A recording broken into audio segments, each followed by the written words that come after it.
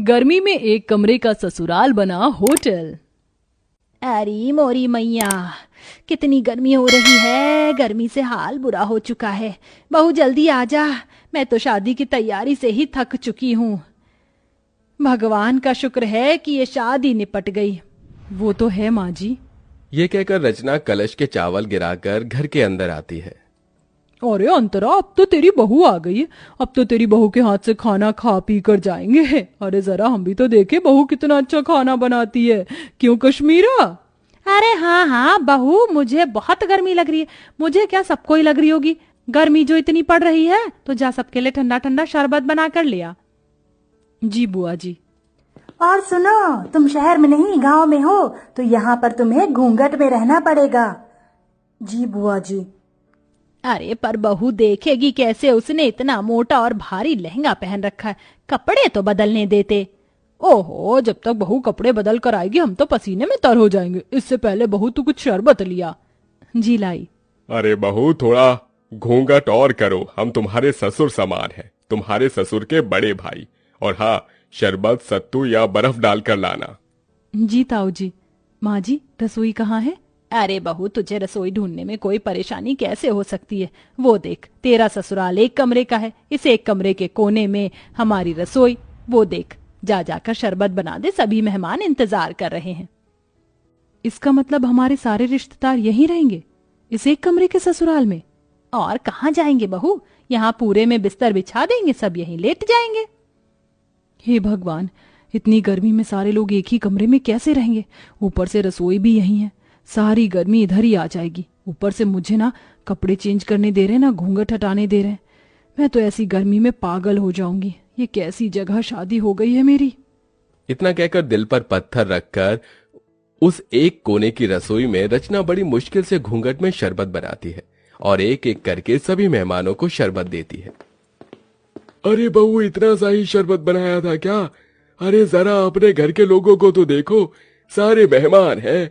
जाओ और शरबत बनाकर लेकर आओ। जी अभी लाई। अरे अंतरा मामी, भूख भी लग रही है, अपनी बहू से कह दो कि थोड़ा कुछ खाने पीने को भी ले आए, सारे मेहमान भूखे बैठे हैं। हाँ विनोद बेटा, मैं अभी खाना बनवा देती हूँ, या बहू खाना भी बना ले। मुझे इतनी गर्मी लग रही है, ऐसा लहंगा पहनकर मैं खाना कैसे बना पाऊंगी? और यहाँ तो कोई कमरा भी नहीं है जहाँ मैं चेंज कर पाऊं।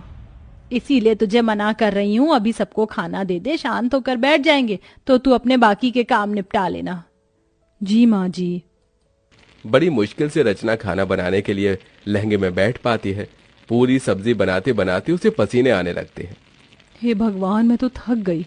पता नहीं कैसे लोग हैं जो इस एक कमरे के ससुराल को समझ रखा है। और नहीं, बहू इन्हें नौकरानी लग रही है। आते ही नहीं बहू से कोई काम करवाता है क्या? अरे बहू, मेरे भतीजे का भूख से हाल बेहाल हो रहा है, जरा जल्दी खाना बना। बस माँ जी, पूरी प्लेट में लगा रही हूँ। मुझे क्या रोबोट समझ रखा है? एक तो इतनी गर्मी लग रही है, पंखे की भी हवा नहीं आ रही इस कोने में। रचना प्लेट लगाकर सबको खाना देती है। खत्म हो जाने पर बैठने आती है कि लहंगे की वजह से उसका पैर फिसल जाता है और माधव उसे संभाल लेता है। रचना, तुम ठीक तो हो ना? आप तो रहने दीजिए, आपको मेरी कोई फिक्र नहीं है। अगर फिक्र होती तो पूछते कि इतने लंबे से घूंघट में, भारी से लहंगे में मैं कैसे बार बार सबको खाना परोस रही हूँ। ये मैं ही जानती हूँ।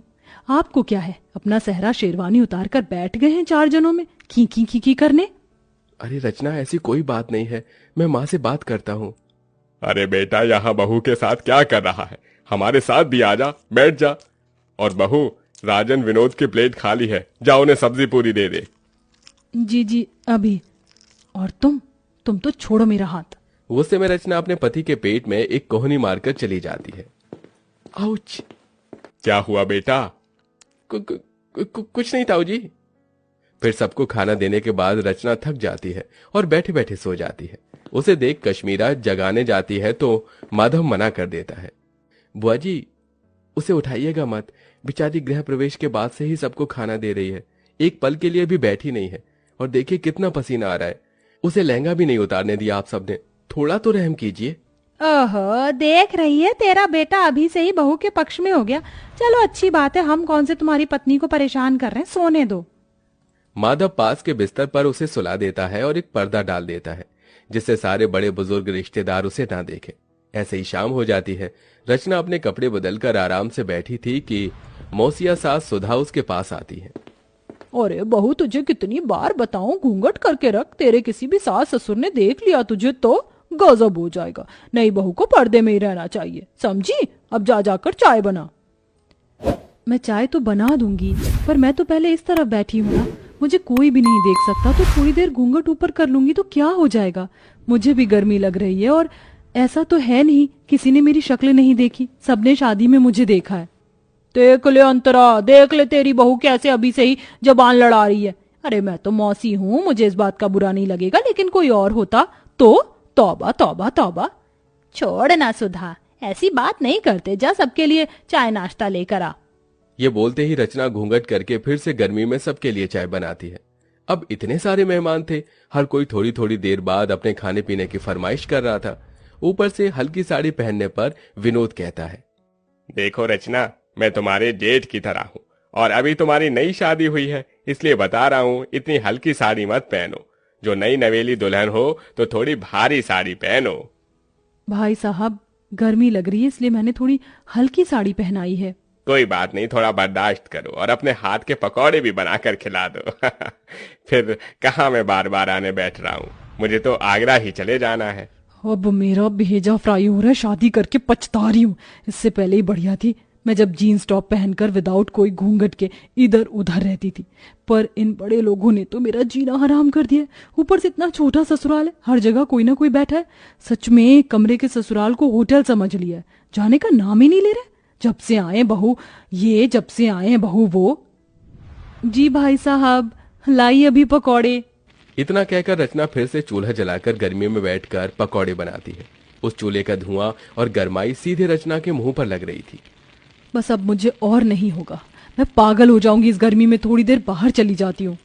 पकौड़े उतार कर वो थोड़ा बाहर जाकर हवा लेते हैं। भले ही बाहर गर्मी सही, लेकिन उतनी भभक तो नहीं है जितना अंदर एक कमरे में है। भगवान जाने कैसे आलसी जानवर की तरह सब एक साथ अंदर हैं, ये भी नहीं कि अपने घर चले जाएं। अरे सर, सुकून तो अपने घर पर ही होता है, लेकिन यहाँ के रिश्तेदार बड़े मक्खी की तरह हैं जो गुड़ से चिपक जाते। एक काम करती हूँ, फ्रिज के ठंडे पानी से मुंह धोकर अंदर चली जाती हूँ, वरना सब बोलेंगे। फिर रचना ठंडे पानी से मुंह धोकर फिर सबके काम करने लगती है। ऐसे ही 4 दिन से हफ्ता और हफ्ते से 2 हफ्ते हो जाते हैं, लेकिन मेहमान जाने का नाम नहीं लेते। उन्होंने नई बहू को गर्मी में बिल्कुल काम करवाकर परेशान कर दिया था। ऐसे में रचना की हालत बहुत खराब हो जाती है, क्योंकि वो बेचारी खुद भी खा पी नहीं पाती है। पति से अपनी परेशानी बताती है, लेकिन वो नजरअंदाज कर देता है। बहू एक दिन गर्मी में कपड़े सुखाते सुखाते बेहोश हो जाती है। माधव फौरन डॉक्टर को घर पर बुलाता है, तो डॉक्टर बताता है, देखिए, गर्मी में इनकी हालत बहुत डाउन हो चुकी है। और इतनी मोटी साड़ी क्यों पहनी है आप लोगों ने? आप जून जुलाई की गर्मी से वाकिफ नहीं है क्या? और इतने सारे लोग क्यों हैं? यहाँ पर मरीज के पास ज्यादा लोग रहने से और घबराहट पैदा होती है। देखिए माधव जी, हो सके तो थोड़ा रेस्ट करने वाला एनवायरनमेंट प्रोवाइड करवा दो तो बेहतर होगा। जी डॉक्टर। ये सब इसी वजह से हो रहा होगा। बहू ने मुझे बोला था कि उसे परेशानी हो रही है, फिर भी मैंने इसकी एक नहीं सुनी। बेटा, डॉक्टर साहब सही कह रहे हैं, देख बहू का पगफेरा भी नहीं हुआ है, ऐसा कर तू इसके मायके ले जा इसे। ठीक है माँ।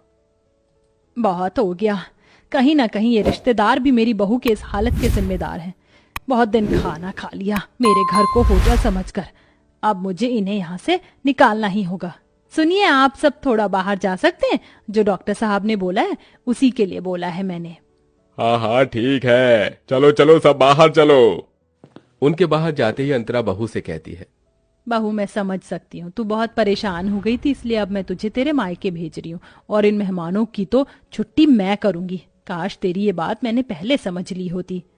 कोई बात नहीं माँ जी, ये सब हो जाता है, आप अपना ख्याल रखना। हाँ हाँ। कुछ देर बाद माधव रचना को लेकर उसके मायके चला जाता है और फिर अंतरा शाम से लेकर अगले 4 दिन तक रोज फीका खाना बनाती है और बहाने लगाती है। तभी सुधा, कश्मीरा, मुकेश खाने को मना कर देते हैं। अरे नहीं नहीं, बस जिज्जी, अब और नहीं चाहिए। अरे खा लो पेट भरकर, बहू के हाथ से भी तो कहते थे बार बार। पर तुम्हारे हाथ से नहीं खा सकते ना अंतरा। रचना बहुत ज्यादा अच्छा खाना बनाती थी, इसलिए खाते थे।